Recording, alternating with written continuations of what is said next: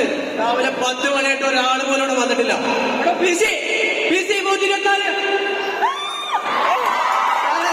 ഞാൻ അവിടെ പോയി കളിക്കാൻ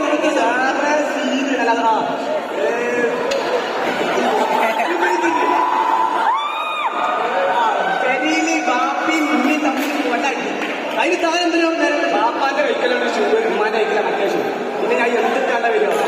എന്നിട്ടിപ്പോ താൻ എന്താ ചെയ്തത് വീട്ടിൽ? അവസാനം അല്ല എന്തിനാ അടിയുന്നില്ല. ഞാൻ പറഞ്ഞില്ല, ഈ ഇമ്മ കറി ഉണ്ടാക്കിയ ബാപ്പാക്ക് പറ്റില്ല, ബാപ്പ കറി ഉണ്ടാക്കിയ ഇമ്മക്ക് പറ്റില്ല. എന്നിട്ട് താനിപ്പോ എന്താ ചെയ്തത്? അവസാനം ഞാൻ പെരിയില്ല, ഞാൻ പടത്തൊക്കെ ഒപ്പിച്ച് അയലത്തെ വീട്ടിൽ നിന്ന് അങ്ങനെ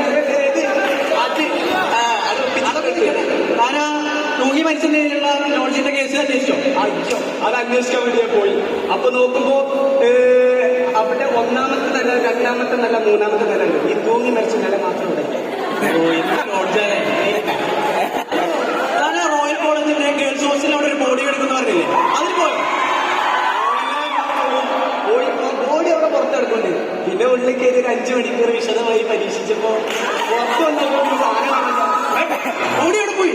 അതാരും എനിക്ക് തോന്നി. താൻ ഏത് ബോഡിയുടെ കാര്യമാണ് പറയുന്നത്?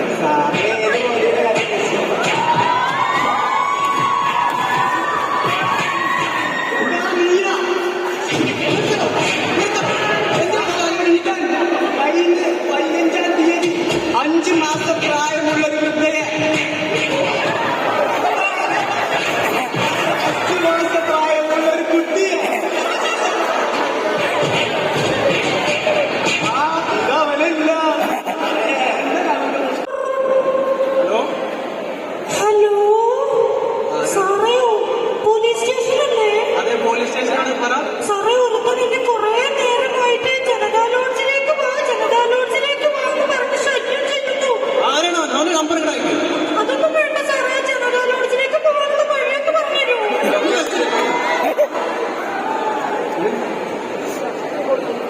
സാറേ, നമ്മുടെ മോർച്ചറിയുടെ കാര്യം ഉദ്ഘാടനം എന്നാണല്ലേ?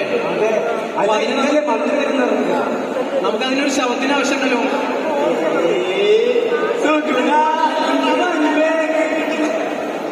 അതൊന്നും കുഴപ്പമില്ലടോ. താന് ശവമായിട്ട് കിടന്നു നിന്റെ കേസ് കഴിഞ്ഞു വയ്ക്കുന്നത്.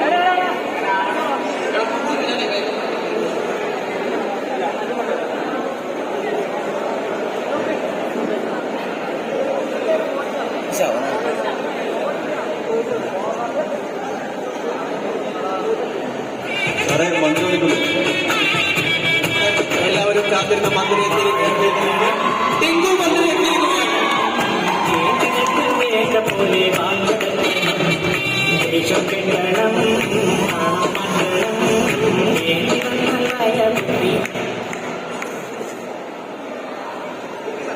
നമ്മൾ ഏവരും പ്രതീക്ഷ ടിങ്കു മന്ത്രി സർ നമ്മുടെ വേദിയിൽ എത്തിയിരിക്കുകയാണ്. അദ്ദേഹം വളരെയധികം ബുദ്ധിമുട്ടുകൾ സഹിച്ചാണ് ഈ വേദിയിൽ എത്തിയിരിക്കുന്നത്. കാരണം അദ്ദേഹം വളരെയധികം ബുദ്ധിമുട്ടിയാണ്. അദ്ദേഹം രണ്ട് ചടങ്ങുകൾ ഒഴിവാക്കിയിട്ടാണ് നമ്മുടെ ഈ പരിപാടിയിൽ പങ്കെടുക്കാൻ എത്തിയിരിക്കുന്നത്. അങ്ങനെയുള്ള ഈ ടിങ്കു സാറിനെ നമ്മൾ 2 വാക്ക് പറയുന്നതിനായി ക്ഷണിക്കുന്നു.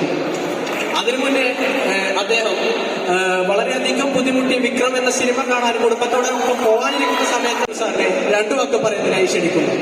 പിന്നെ വേറൊരു പ്രത്യേകിച്ച് പറയാനുള്ളത് എന്താണെന്ന് വെച്ച് കഴിഞ്ഞാൽ, ഇന്നലെ അദ്ദേഹത്തിന്റെ ബർത്ത്ഡേ പാർട്ടി ആയിരുന്നു. അതിന്റെ ക്ഷീണമെല്ലാം ഒഴിവാക്കിക്കൊണ്ട് അത്രയും ത്യാഗം സഹിച്ചുകൊണ്ടാണ് നമ്മുടെ പരിപാടിയിൽ പങ്കെടുക്കാനായിട്ട് അദ്ദേഹം എത്തിയിട്ടുള്ളത്.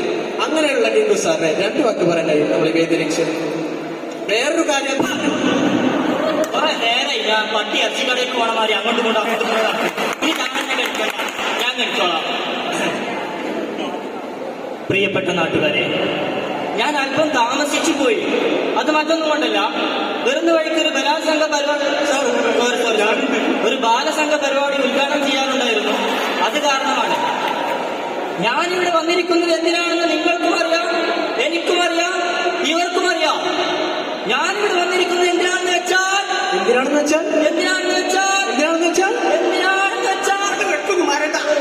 എന്തിനാണോ? അതേ സുഹൃത്തുക്കളെ, മോർച്ചറി ഉദ്ഘാടനം ചെയ്യാനാണ്. ഇതെന്താ ഇങ്ങനെ ഫ്രഷ് ശവം? വെറുതെ അല്ല, ശവത്തിനെ കണ്ടാലെന്നെ അറിയാം എന്താ ഒരു ശുഷ്കാന്തി, എന്താ ഒരു അന്തസ്സ്, എന്താ ഒരു ഫ്രഷ്നെസ്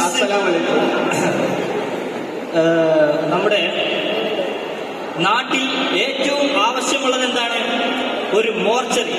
ആ മോർച്ചറിയിലേക്ക് ആദ്യം ഏറ്റവും ആവശ്യമുള്ളത് എന്താണ്? ഇതുപോലുള്ള ഫ്രഷ് ശവങ്ങൾ. അത് ഇയാളെങ്ങനെ മരിച്ച്? ഇയാള് പാണ്ടിലൂരി. ആദ്യ സുഹൃത്തുക്കളെ, നമ്മുടെ നാട്ടിലെ പാണ്ടിലോരിക്കാരാണ് നമ്മുടെ മോർച്ചറികളെ ഇങ്ങനെ വളർത്തി വലുതാക്കുന്നത്.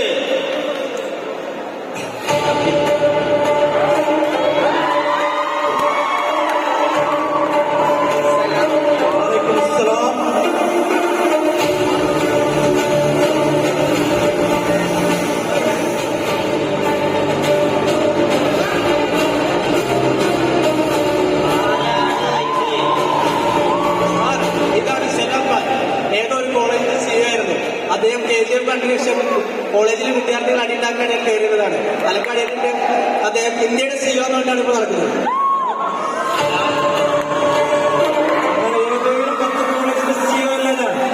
ഞാൻ CEO ഇരുന്ന 10 കോളേജും ഇന്ന് ഇന്ത്യയിലുള്ള യൂണിവേഴ്സിറ്റിയിലുള്ള ഭൂലോകത്തെ ഇല്ല.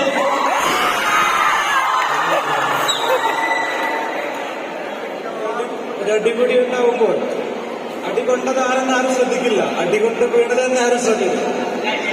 എടാ, ഇയാൾ പോവാൻ എന്താ ചെയ്യണ്ടേ? BJP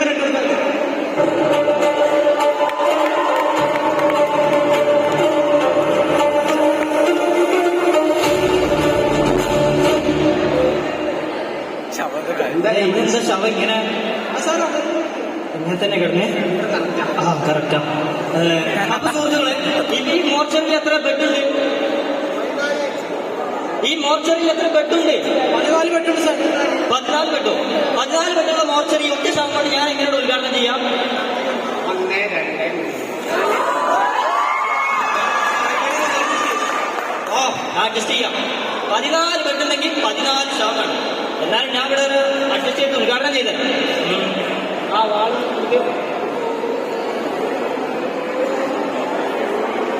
14 ബെഡുണ്ടെങ്കിൽ 14 ശവം വേണം.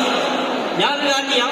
ഈ കിടക്കുന്ന ശവത്തിന്റെ 2 കൈയും വെട്ടിമാറ്റി, 2 കാലും വെട്ടിമാറ്റി, തലകുത്തി പൊളിച്ച് തലച്ചോറെടുത്ത് പുറത്തെടുത്ത് 14 കഷ്ണങ്ങളാക്കി മോർച്ചറി ഉദ്ഘാടനം ചെയ്യാം.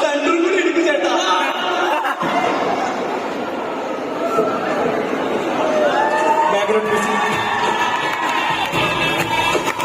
അങ്ങനെ കാലങ്ങൾ ഒരുപാട് കണ്ടുപോയി. കഴിഞ്ഞില്ല.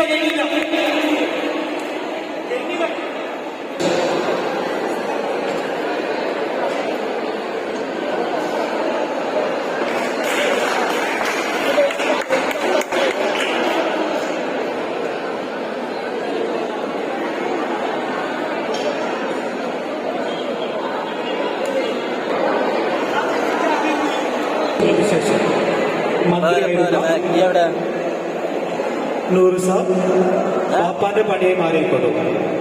എവിടെയാണ്?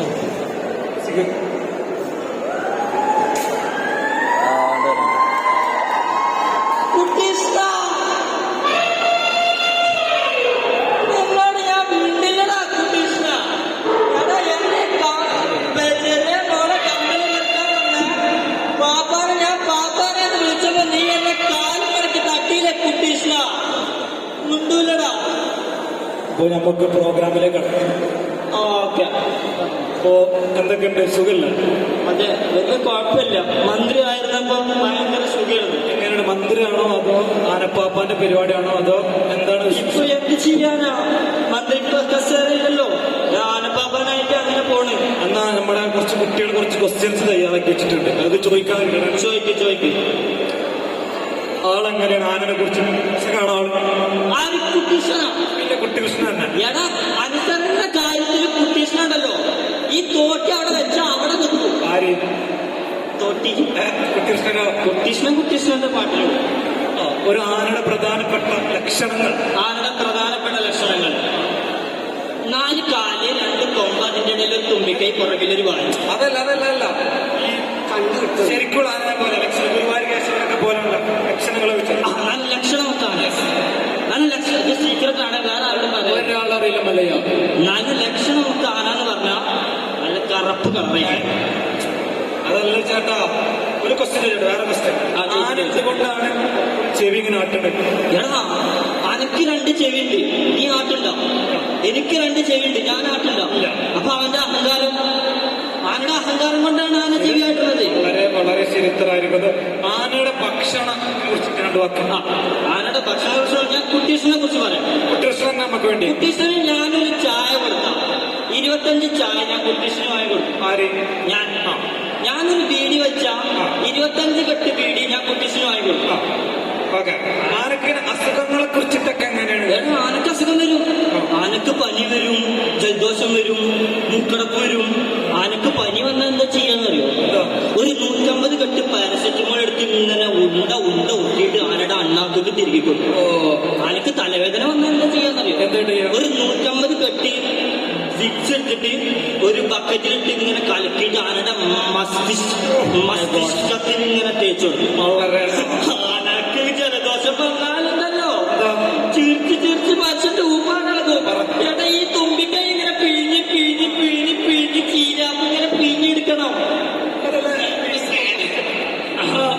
ഞാൻ പോകുമ്പോ സമയം ഒരു മുറി മുറിയോ?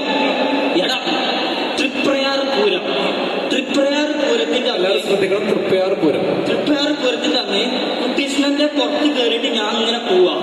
അപ്പൊ ഒരു ആർച്ച് ഉണ്ടാ, ആ ആർച്ചിൽ കയറിയിട്ട് തലടിച്ച്. My god. വേറെ ക്വസ്റ്റ്യൻ, സെക്കൻഡ് ലാസ്റ്റ് ക്വസ്റ്റ്യൻ. കാരണവന്മാര് പറയും ആന വലിയ തൊഴുത്തി കെട്ടാൻ പാടില്ല, അതിനെ കുറിച്ചിട്ട്.